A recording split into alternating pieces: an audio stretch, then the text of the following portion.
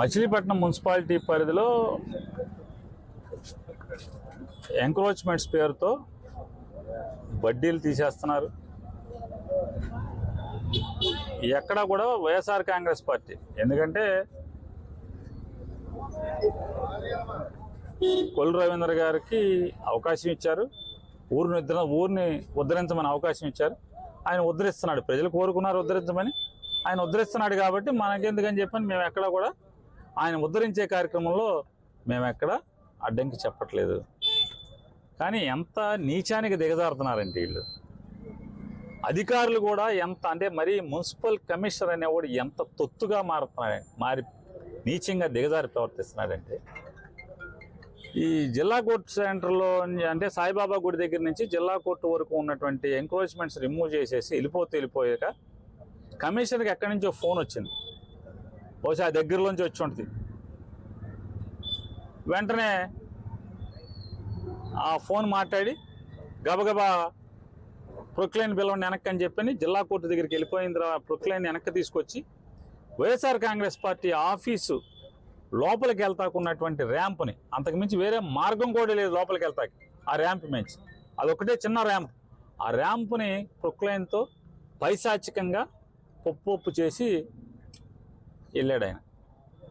దాన్ని మరి మా పార్టీ ఆఫీసులోకి లోపలికి వెళ్తాకి మరి అంత నీచంగా ఒక అధికారి దిగజారి ఒక రాజకీయ పార్టీకి తొత్తుగా, వ్యక్తులకు తొత్తుగా మారి ప్రవర్తిస్తున్నప్పుడు మరి ఏం చేయాలి? తీసుకుని మేము చిన్న ఇనప మొక్కలు వేసుకుని దాని మీద ఇనప బద్దీలు వేసుకుని దాడతాకి, అదొకటే కాకుండా అవతలేపు మురుక్కాలకి పార్టీ ఆఫీస్కి మధ్యలో పెద్ద గొయ్యి పెట్టేసేసి, అసలు ఇదేం పైశాచిక ఆనందమో నాకు అర్థం కావట్లేదు. అధికారివా ఏమన్నా రాజకీయ పార్టీ తెలుగుదేశం పార్టీ కార్యకర్త నువ్వు చేసుకుంటే వచ్చి ఆ ఇనప బద్దీలు వేసుకుని అటు ఇటు మట్టి పోసుకున్నాం, కాలువ కట్టి ఇటు. ఎవరింట్లోకి వాళ్ళు వెళ్ళాల్సిన పని లేదా? మరి మున్సిపల్ ఆఫీస్ ముందు లేదు ర్యాంప్, ఈ పక్కన వైఎస్ఆర్ కాంగ్రెస్ పార్టీ ఆఫీస్ పక్కన రెవెన్యూ కళ్యాణ మండపం ముందు లోపలికి వెళ్తాక లేదా? ఎవరింటి అందరింటి ముందుకు ఉందిగా, మున్సిపల్ ఆఫీస్ ముందు, ఆర్పేట పోలీస్ స్టేషన్ ముందు. ఇంకా వ్యాపారం, పచ్చి వ్యాపారం చేసుకుంటున్నటువంటి ఫైర్ ఆఫీస్ పక్కన ఉన్నటువంటి తెలుగుదేశం నాయకుడి యొక్క కళ్యాణ మండపం ఇంత బెడ్డ కూడా తీల. ఊరంతా కాలువల మీద తీసేయాలి, కొల్లు రవీంద్ర గారి ఇంటి ముందు మాత్రం కాలువల మీద తీయకూడదు. చాలా చోట్ల వార్డు ఇన్ఛార్జీలకి బేరం మాట్లాడుకుంటే మళ్ళీ కావాలంటే రామానాయుడుపేటలో జ్యూస్ షాప్ ఏం జరిగిందో చూసుకోండి, కొట్టేశారు ఊరంతా, మొత్తం పేట సెంటర్ అంతా కొట్టేశారు. మళ్ళీ వెళ్ళి అధికారులకు డబ్బులు ఇచ్చాం, తెలుగుదేశం పార్టీ వాళ్ళకి డబ్బులు ఇచ్చాం, మళ్ళీ మమ్మల్ని అంటే మళ్ళీ కట్టేసి మళ్ళీ పెట్టేసి మళ్ళీ బయటికి కూడా మళ్ళీ షెడ్ వేసేసారు కదా.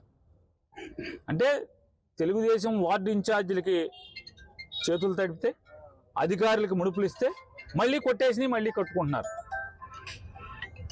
నిర్మలా స్కూల్ దగ్గర మొత్తం అంటే రెక్కాడితే కానీ, అంటే బడ్డీ కొట్టు తీసి పొద్దున్నుంచి రాత్రి దాకా ఆ బడ్డీ కొట్టు తిరగటం వల్ల మాత్రమే బతుకుదేరు ఎల్లబూర్చేటువంటి అందరినీ కూడా కొట్టేసేసి, మున్సిపాలిటీ కాలువనే కాకుండా మున్సిపాలిటీ ఆస్తి మొత్తాన్ని ఆక్రమించు నిర్మాణం చేసి వ్యాపారం చేస్తున్న షెడ్డును మాత్రం ముట్టుకోకూడదు. మంత్రి గారు ఫోన్ చేశాడు, ముట్టుకోవద్దని చెప్పని కమిషనర్ గారు అడ్రస్ వచ్చేయండి. ఇట్లా బందర్లో ఎక్కడెక్కడ కావాలంటే పచ్చిగా వార్డు ఇన్ఛార్జీలకి డబ్బులు ఇచ్చిన చోట,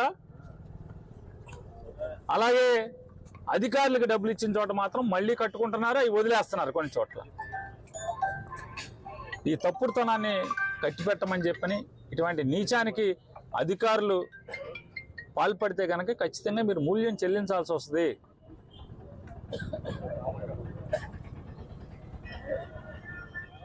అధికార పార్టీ అధికారం అనేది వాళ్ళ తెలుగుదేశం పార్టీ కొల్లు రవీంద్ర చేతిలో ఉన్నటువంటి అధికారం.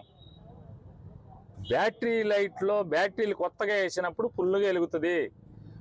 రోజు వాడుతున్న కొందికి బ్యాటరీ వీక్ అయిపోతూ ఉంటుంది. అధికారులు గుర్తుపెట్టుకోండి, రూల్స్ ప్రకారం ఉద్యోగం చేయండి, తప్పుడుతనంగా ఉద్యోగం చేయబాకండి, కక్షపూరితంగా ఉద్యోగం చేయబాకండి. కొట్టారు, మేము ఎక్కడ మాట్లాడట్లా, ఎందుకంటే ఉద్ధరించమని ఓటేశారు కాబట్టి ఆయన ఉద్ధరిస్తున్నాడు కాబట్టి మనం ఎందుకు అడ్డుపడటం అని చెప్పి మేము ఎక్కడ రాలే. మంచిదే కదా, ఉద్ధరించు. అట్లానే పక్షపాత ధోరణితో మీ వార్డు ఇన్ఛార్జీలకు డబ్బులు ఇచ్చాను, లేదా మీ పార్టీ వాళ్ళు అయితేనే అవి మాత్రం కొట్టరు, అవి మాత్రం ముట్టుకోరు. ఇటువంటి తప్పుడు ఉద్యోగం మానేయమని చెప్పని మున్సిపల్ అధికారులకు హెచ్చరిస్తున్నాం. మేము ర్యాంప్ అంటే ఇనప బద్ది వేసి మట్టేసి వేసుకుంటుంటే అనంతపురం నుంచి వచ్చా అంటే జీతానికి ఇక్కడికి 10,000 జీతానికి 5-7,000 జీతానికి వచ్చాడంటే ఇక్కడికి 10 ఏళ్ల క్రితం. ఆడు అసలు అధికారులనే ఉచ్చపోయించేస్తున్నాడు. మామూలుగా వీళ్ళందరూనేమో గ్రూప్ 1 యూపీఎస్సీ పాస్ అయ్యి చదువుకుని పాస్ అయ్యి ఎస్పీలుగా, కలెక్టర్లుగా, డిఎస్పీలుగా పనిచేస్తుంటే, మున్సిపల్ కమిషనర్లుగా పనిచేస్తుంటే వీళ్ళ నాడేవాడు 5,000 రూపాయలు 7,000 రూపాయలకి అనంతపురం నుంచి జీతానికి వచ్చినోడు ఇవాళ వీళ్ళందరినీ ఉచ్చబోయించి ఆడు ఫోన్ చేశాడని చెప్పి పరిగెత్తుకొచ్చారు. ఏంటండి డిఎస్పీ గారు, ఏంటి ఇక్కడ ఏంటి వచ్చారు, ఏదో ఇక్కడ ఏం జరుగుతుంది, ఈ మట్టి వేసుకోవడం తప్ప అని అడిగాం. తప్పేం కాదు సార్, అసలు కొడతమే తప్పు మీది అన్నాడు. మట్టి వేసుకుంటున్నామండి, లోపలికి వెళ్ళాలి, లైట్లు వేయాలంటే లోపలికి వేయాలి, తుడవాలంటే లోపలికి వెళ్ళాలి, మరి ఇంత పెద్ద కాలం ఎట్ట దాటి వెళ్తారు? లోపలికి వెళ్ళే మార్గాన్ని ర్యాంపుని బద్దలు కొట్టి పైశాచిక ఆనందం ఇట్లా చేస్తున్నారు. ఇదే ఇంతేనా సార్? కాదండి, ఈ బిల్డింగ్ హ్యాండ్ ఓవర్ చేసుకోమని కోర్టు ఆర్డర్ ఇచ్చిందండి. రమ్మని హ్యాండ్ ఓవర్ చేసుకోమని అని చెప్పి మున్సిపల్ అధికారులు వచ్చారు. అబ్బాయి నాకేం తెలియదండి, మా కమిషనర్ గారు డిఎస్పీ గారికి, భాషా గారికి ఫోన్ చేశాడండి, భాషా గారు డిఎస్పీ గారికి ఫోన్ చేశారండి, మా కమిషనర్ గారు డిఎస్పీ గారు ఉన్నారు, నువ్వు వెళ్ళి అక్కడ పేరు నాని వాళ్ళందరినీ ఎరగొట్టేసి ఆ బిల్డింగ్ అంతా పడగొట్టి వచ్చేయమని చెప్పారండి. వచ్చామండి అన్నాడు. మరి పడగొట్టేయండి అన్న, ఆర్డర్ లేనిది మేము కొడతామండి అన్నాడు. సరే ఆర్డర్ లేనప్పుడు ఏం చేద్దాం డిఎస్పీ గారు అన్న. ఏం లేదు సార్, సస్తన ఈ రాజకీయ నాయకులతో వెళ్తాయని అంటే నడమంతరపు అధికారం మిడిసిపడితే ఎక్కువ కాలం ఏమి ఉండే పరిస్థితి లేదు. అంటే మీరు అధికారులను ఉసుగొలిపి పోలిస్తే ఇక్కడ ఎవడో పిరిగోడు ఎవడు లేడు. నుచ్చులు వేసి దొడ్డి గుమ్మంలో గోడకు నుచ్చేసి దూకేసి స్థితిలో ఎవడు లేడు ఇక్కడ. మా హక్కులకి మేము పోరాడతాం, ధర్మంగానే ఉన్నాం, న్యాయబద్ధంగానే ఉన్నాం, ఖచ్చితంగా మేము పోరాడి తీరుతాం. వచ్చామనండి వాళ్ళు ఏమంటారంటే ఇంకా డిసైడ్ చేయలేదు కదా, ఎందుకు జూలైలో వస్తే ఇప్పుడు దాకా డిసైడ్ చేయకుండా అంత ఇర్రెగ్యులర్గా ఉద్యోగం చేస్తున్నాడండి. సార్ కోర్టు అంటే కూడా భయభక్తులు లేదా? కోర్టు అంటే కూడా భయభక్తులు లేకుండా ఉన్నాడా మున్సిపల్ కమిషనర్?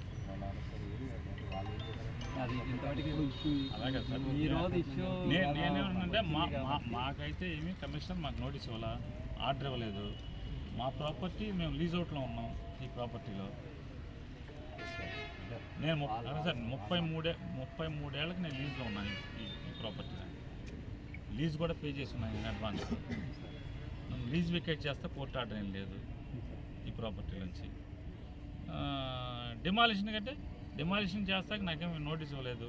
నువ్వు డీవియేషన్స్ కట్టావని కానీ, నువ్వు ప్లాన్ తప్పుడుదనంగా కట్టావని కానీ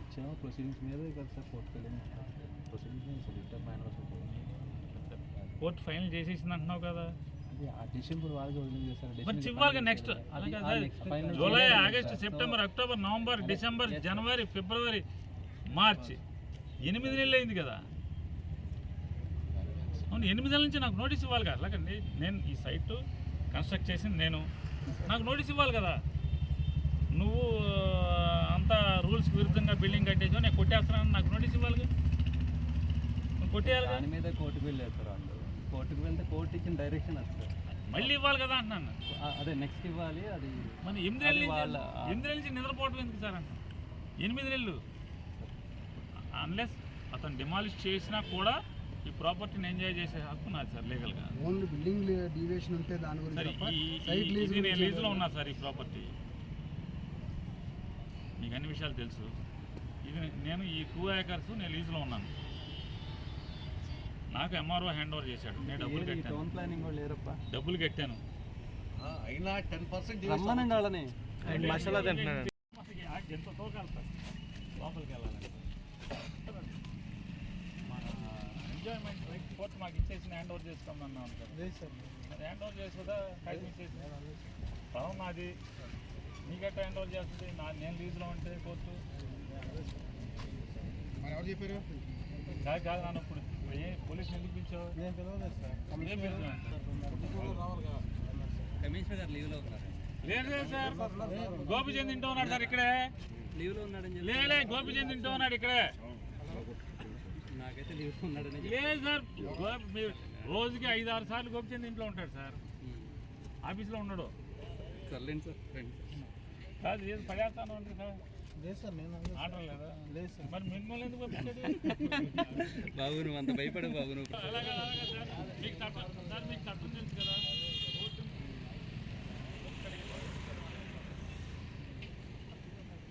కుదరదు కదా సార్, మీకు ఎంక్రోచ్మెంట్ రిమూవల్కి ప్రతిగా పెట్టడం కుదరదు sir. Compulsory by name notice ఇవ్వాలి.